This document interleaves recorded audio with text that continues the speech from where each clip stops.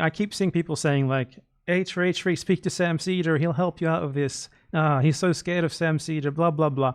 I feel like people are forgetting what Sam Seder actually is. People told me that Sam Seder changed since his like disgusting imperialist Obama days when he was like, fuck yeah, Obama, get in there, bomb Libya, my man. And occasionally what he really thinks sort of comes out, and I will show you a clip here that is precisely of that. From last year, right over October 7th, we will see what he said here about Biden's support for Israel. What was his opinion of that on October the 7th, 2023? That in offering, I also think that Biden should, it's perfectly legitimate for him to offer full support to Israel. But Sam Seder said on his live stream that he thinks that it's perfectly legitimate for the American president to offer full support to a genocidal colonial settler colonial ethno-state. And somehow no one noticed that he said this. Like none of the comments are calling it out or anything. You know, no one seems to have even caught this. It wasn't like a poor turn of phrase or anything. It wasn't just like him, you know, saying the wrong words to what he really meant to say.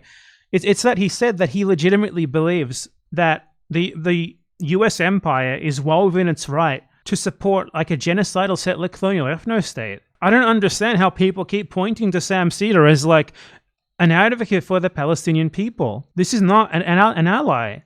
He might be a short-term ally of convenience, but this is someone who looks at things from a very liberal imperialist point of view. I guarantee you he would not be against American support of Israel if Israel was better at hiding what they're doing. Like anyone who says the US government is totally within their right to support Israel. But, you know, okay, how does he continue that? Let me just watch so that idiots can't say they didn't let him speak, let him finish his sentence. Hope and sort of doubt at this point that Biden has suggested any constraints on the nature of the response. So Sam Seder was okay with the response. He was okay with Israel invading Gaza in the first place. He just thinks the nature of it might have gone a bit too far. He thinks that the US supporting the response was legitimate, but you know, it's just gone too far. None of it's legitimate, Sam Seder. Israel itself is not legitimate. Why do people not listen to what these guys actually say?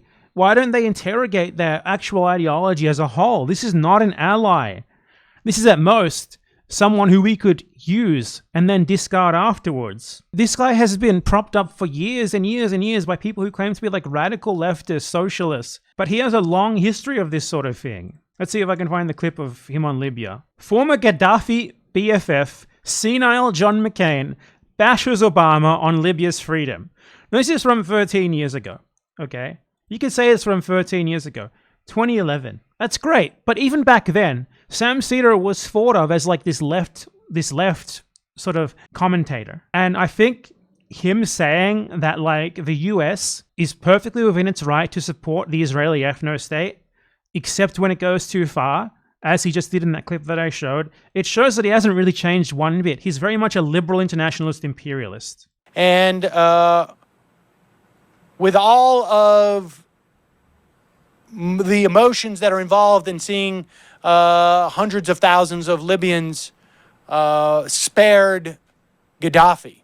He's saying that in regards to Obama leading an intervention against Libya during the Libyan civil war, plunged that country into absolute chaos even more than it was already in. Spared Gaddafi. This guy sees the US doing blatant imperialism, in this case imperialism that plunged Libya into even more chaos than it was already in, and saw the return of open-air slave markets. And he was like, oh, it's perfectly legitimate. That guy was a bad guy. Fuck yeah, Obama. You know what? Fuck John McCain for bashing Obama on Libya's freedom. And 4 days after October 7th, he was talking about how the USA supporting an Israeli response against Gaza to October 7th was perfectly fine and legitimate. They just shouldn't have gone too far. He's not for Palestinians in the slightest. You are not for Palestinians when you are okay with supporting their enemy, as he openly stated. You guys do not know what it means to be for Palestinians, and you are not for Palestinians yourself. It's time to stop. I've seen so many people saying, oh, how are you critiquing H3? He's pro-Palestinian. No, he's fucking not. Sam Seder is not either. Sam Seder's problem with the USA support for Israel is that Israel goes too far and makes the US look bad. You cannot be pro-Palestine and then also say this genocidal settler colonial ethno-state that exists at the expense of Palestinians, that's very existence is denying them their right to their own land, their own country, that it's okay for your president to support that country, as long as they don't go too far. Offering, I also think that Biden should, it's perfectly legitimate for him to offer full support to Israel. But it's perfectly legitimate for Biden to offer full support to Israel. It's perfectly legitimate for Biden to offer. How do you even? That's not a misspeak. That was him interjecting to clarify his own position very clearly. It's not just him saying something wrong, letting out the wrong word. That is him stating his position unambiguously as a professional media commentator, no less. Perfectly legitimate to offer full support to a fascist apartheid ethno-state. The only way that anyone could ever say that is if ideologically they are a liberal imperialist, which is what he is. That's why he supported the intervention against Libya, and it's why he can just so nonchalantly say something like US support for Israel is totally legitimate, when US support for Israel is what has caused this. If you are so dumb that you have tied your identity to this guy and you are so offended when he gets criticized for his own words that are as clear as day as to what his position was, then I don't know, man. I don't think you give a shit about anything. I think that you're just here because you like to follow certain YouTube personalities, and for you the political themes are just that, a theme. I think you should believe things rather than believe people. You feel like you can't say anything because you'll get banned? Well, now you know what it's like to legitimately be an actual pro-Palestine person. Except in real life, the cops come to your door. It's not okay for the US to support Israel. It's not okay for the US to have ever supported Israel. That's not a controversial notion for anyone who's even remotely on the left, for anyone who's even remotely an ally to Palestinians. If you see someone saying that and you're not like, holy shit, that is bad, I don't know what to tell you. A 12-second clip doesn't make someone an imperialist. What did he say in that 12-second clip? American imperialism is perfectly legitimate. That is what he said. Even when it is obvious, you still deny it. You will always fall down on the side of imperialism, no matter how uncomfortable you pretend to be with the burned bodies of the people who are killed by it. At the end of the day, you cannot bring yourselves to truly be against it. You cannot bring yourselves to fully oppose it. Come on, man. Adolf just spoke for 12 seconds. Play the full speech.